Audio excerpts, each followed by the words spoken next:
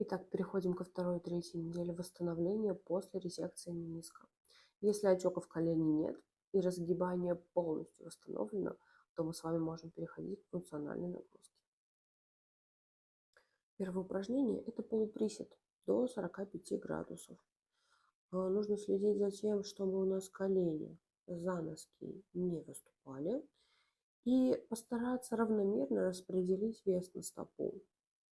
Такое упражнение нужно повторить 10-12 раз, 3 подхода.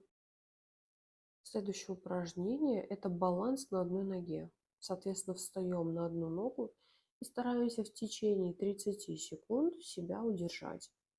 Такое упражнение нужно повторить 3 раза.